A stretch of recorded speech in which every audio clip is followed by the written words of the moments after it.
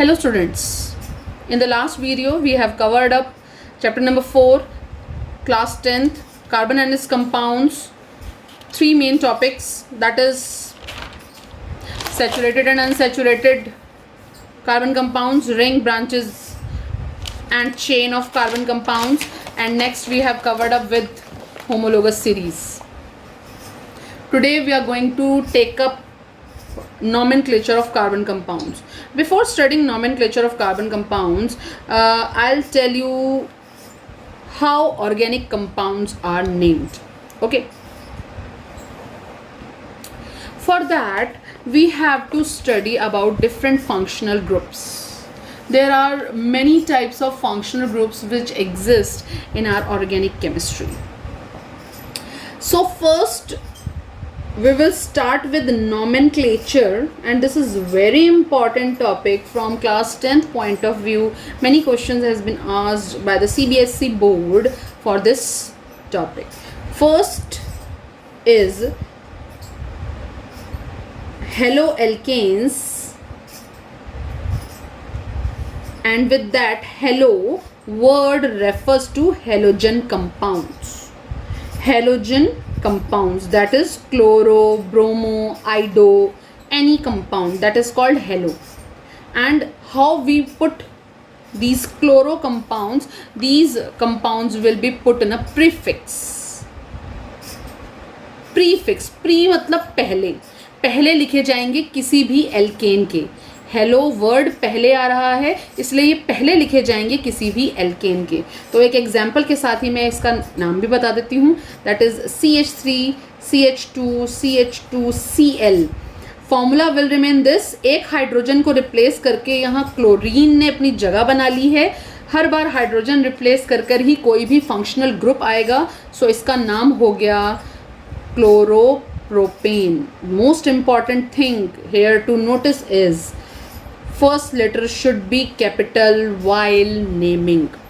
First letter should be capital while naming.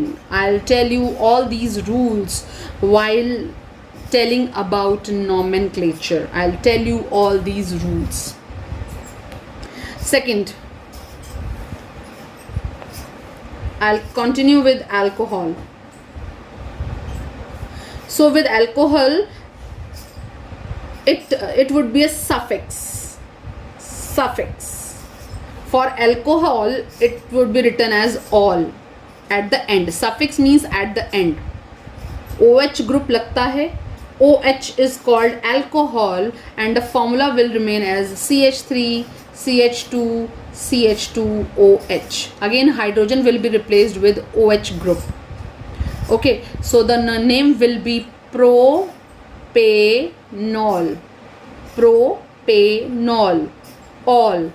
All. Third, aldehyde.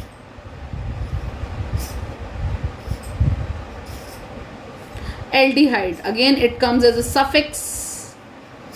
इसमें हम use करते हैं AL. इसमें OL, इसमें AL. That is CHO. इसमें एक अपने पास ही कार्बन प्रेजेंट है तो CH3, CH2. यहाँ आप कार्बन को हम रिप्लेस करेंगे CHO से. CHO means this carbon will be counted as carbon number 1. बहुत इंपॉर्टेंट ग्रुप है. ऐसे ग्रुप्स जिनमें कार्बन ही प्रेजेंट होता है तो वो कार्बन नंबर 1 होता है. हम इनकी नेमिंग करते वक्त इनको काउंटिंग भी करेंगे. So the name would be propanal. Al इधर ऑल, इधर al. Let's come to point number 4, that is ketone. One word use करेंगे हम अगेन सफिक्स में. सफिक्स में हम क्या वर्ड यूज करेंगे? ओन वर्ड यूज करेंगे. यहाँ पर हमें क्या लगाना होगा? यहाँ पर हम ओन वर्ड लगाएंगे. ठीक है. CHO group will represent aldehyde and ketone will be represented by carbon double bond O. Carbon दोनों साइड कार्बन होने चाहिए और सेंटर में डबल बॉन्ड O होना चाहिए. That is called ketone. तो इसका एग्जांपल मैं नीचे लिख रही हूँ. That is CH3. जरूर कंपलसरी है कि ये कार्बन डबल बॉन्ड O सिर्फ बीच में ही आ सकता है, एंड में नहीं आ सकता. अगर हाइड्रोजन लगा देंगे तो ये फिर एल्डिहाइड ही हो जाएगा. तो ये हो गया C double bond O CH3. Centre वाले कार्बन से कार्बन की वैलेंसी कंप्लीट करते हुए ये कंपाउंड बन गया, इसका नाम हो गया प्रोपेनॉन। 3 कार्बन के साथ हमने इसका नाम किया था प्रोपेन। सो प्रोपेन के बाद प्रोपेनॉल, प्रोपेनल, प्रोपेनॉन। नेक्स्ट हम काम करेंगे कार्बोक्सिलिक एसिड के साथ। Carboxylic acid, so the suffix would be oic acid and the compound will be COOH group। और COH ग्रुप कैसे लगेगा? अगेन इस ग्रुप में भी कार्बन अवेलेबल है, तो ये नाम हो गया CH3CH2COOH। ठीक है, CH3CH2COOH, तो इसका नाम हो गया प्रोपेनोइक एसिड, ओइक एसिड। ठीक है, नेक्स्ट 6 पे आते हैं। Already told you alkenes and alkynes. Alkene में ईन होता है सफिक्स, और एल्काइन में आइन होता है सफिक्स। ऑलरेडी बात कर चुके हैं। ईन मतलब डबल बॉन्ड कार्बन कार्बन, और आइन मतलब ट्रिपल बॉन्ड कार्बन कार्बन। तो कंपाउंड का नाम हो जाएगा CH3CH double bond CH2। Carbon की वैलेंसी कंप्लीट करते हैं। 1 2 3 4 डन हो गया। 1 2 3 एंड 4 डन हो गया। ठीक है, CH3C triple bond CH। Carbon की वैलेंसी फिर से कंप्लीट हो रही है 4 बॉन्ड्स के साथ। ठीक है, नाम हो गया propene and this is propyne. Okay, is it clear to everyone how the names would be done? I'll tell you how the naming of IUPAC naming would be done. I'll tell you. Okay, let's come to that. IUPAC naming of carbon compounds.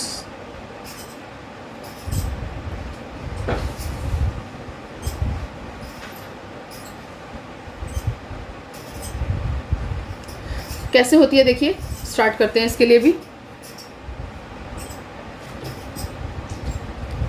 First of all, there are some rules for naming carbon and its compounds. First rule is longest chain should be considered. Longest chain of carbon compounds.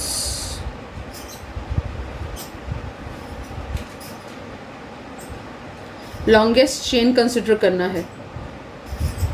Longest chain कैसे करेंगे? Longest chain branching की जब chain होती है तब हम longest chain consider करते हैं। ओके, सेकंड, बिल्कुल दिखाऊंगी ये मैं सारे एग्जांपल्स कंसिडरेशन में लेकर।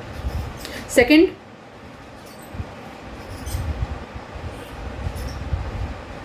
इफ देयर इज ब्रांचिंग,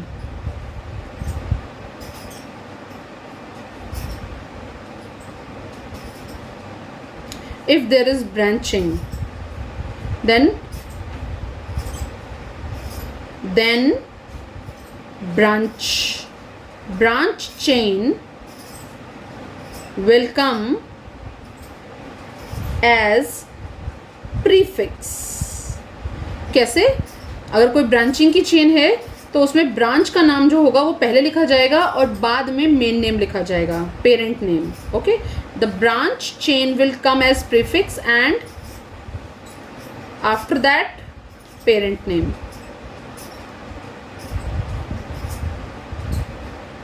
जैसे अभी हमारा नाम लिखा जाता है, जैसे हम ब्रांच हैं तो ब्रांच हमारा नेम पहले आता है और हमारा फैमिली नेम बाद में आता है, बिल्कुल सेम वैसे ही। ठीक है, ऑलरेडी बता दिया। अगर कुछ फंक्शनल ग्रुप्स लगे होंगे तो फंक्शनल ग्रुप्स में इन जो प्रीफिक्स में आएगा वो ये था सिर्फ, बाकी ये सारे सफिक्सेस में आएंगे। ये ऑलरेडी आपको बता दिया। एक एग्जांपल ले लेते हैं इसी का ही। 4 कार्बन की चेन ले ली और एक कार्बन पे मैंने ब्रांचिंग क्रिएट कर दी, नेमिंग कर देते हैं इसको। कार्बन की वैलेंसी कंप्लीट करते हैं। 1 2 3 और 4, एक ही हाइड्रोजन आ सकता है यहाँ पर, 2 आ जाएंगे, यहाँ 3 आ जाएंगे। तो यहाँ पे नेमिंग क्या हो गई? 4 कार्बन की चेन है, ये स्ट्रेट चेन है, लॉन्गेस्ट चेन है। ये साइड में इसकी ब्रांच निकली हुई है और CH4 को तो हम मिथेन कहते हैं पर CH3 को हम कहते हैं मिथाइल। तो इसका नाम हो गया लॉन्गेस्ट चेन में जो ब्रांचिंग होती है उसको स्मॉलेस्ट नंबर देना होता है। ये है point number 3। branch should be given smallest number. Her branch को सबसे छोटा नंबर देने की कोशिश की जाती है. ठीक है, तो कैसे नंबरिंग करेंगे? Carbon number 1, 2, 3, 4. कार्बन नंबर 2 पे एक मिथाइल ग्रुप लगा है, इसका नाम हो जाएगा, इसको नंबर के साथ मेंशन करेंगे 2 मिथाइल. मैंने बताया पहला लेटर हमेशा कैपिटल होता है, तो इसका नाम हो जाएगा 2 मिथाइल. 4 कार्बन की चेन को हम ब्यूटेन कहते हैं, ब्यूटेन. 2 methyl butane. एक नाम और नंबर के बीच में डैश आता है. Point number 4, dash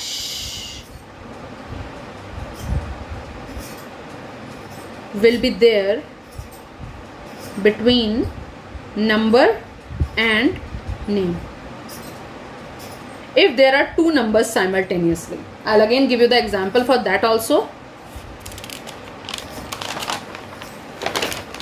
If there are two numbers simultaneously,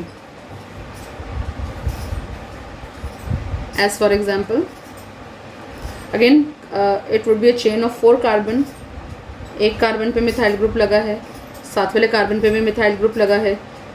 ethyl भी हो सकता है. It's not and hard and fast rule की मिथाइल लगे, कोई भी ग्रुप हो सकता है.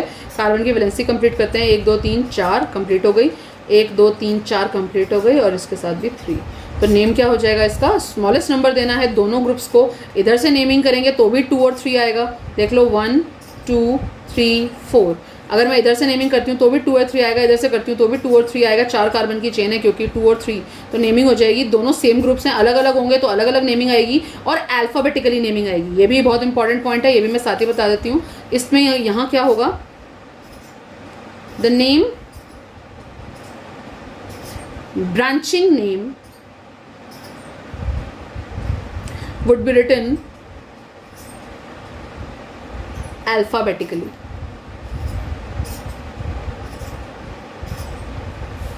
यहाँ पर तो दोनों मिथाइल ग्रुप हैं, तो नंबरिंग कैसे आएगी? 2 3. 2 नंबर्स के बीच में क्या आएगा? कोमा. नेम और नंबर के बीच में डैश और 2 नंबर्स के बीच में कोमा.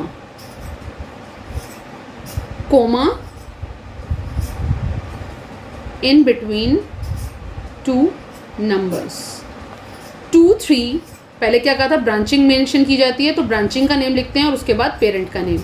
लॉन्गेस्ट चेन रही ये दोनों रही branching.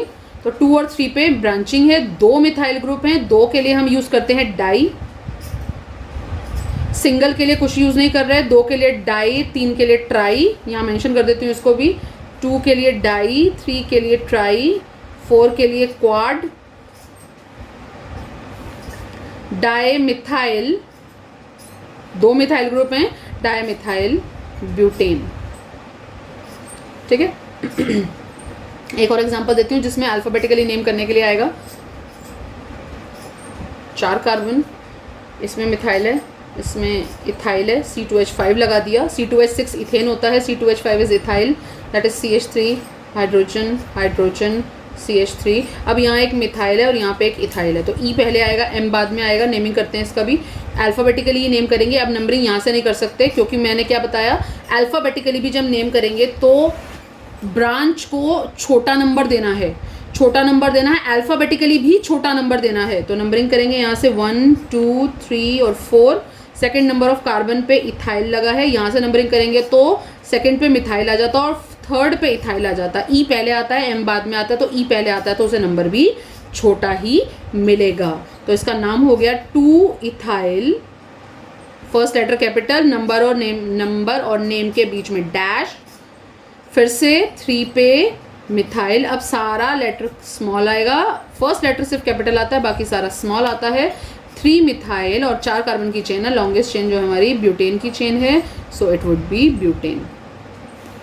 One more example I will cover up with double bond.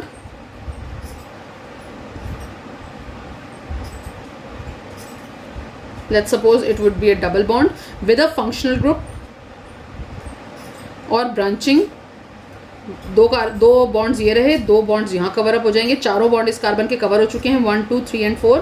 इस कार्बन के 2 बॉन्ड और इस कार्बन के 3 बॉन्ड. नेमिंग क्या हो जाएगी इसकी? Again longest chain would remain this.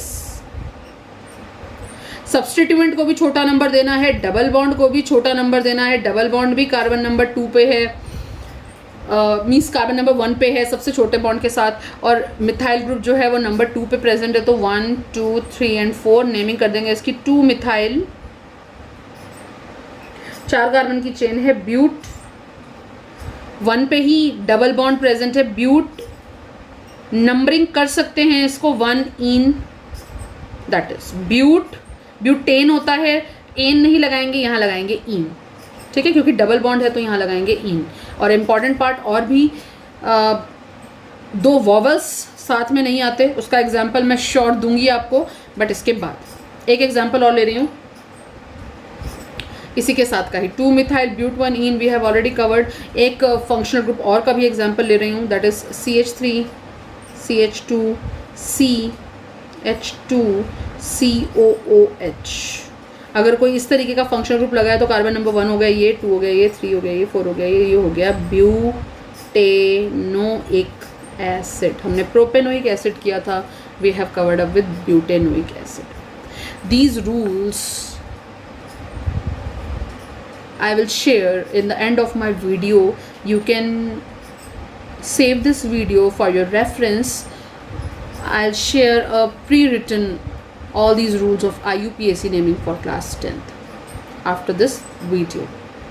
Okay, thank you so much. These are the basics of this nomenclature. Again, in the next video I will cover up with the nomenclature of carbon compounds, some more examples from this part, and in the next video I'll also cover up with chemical properties of carbon compounds and important compounds of carbon. Thank you so much. See ya. Bye bye.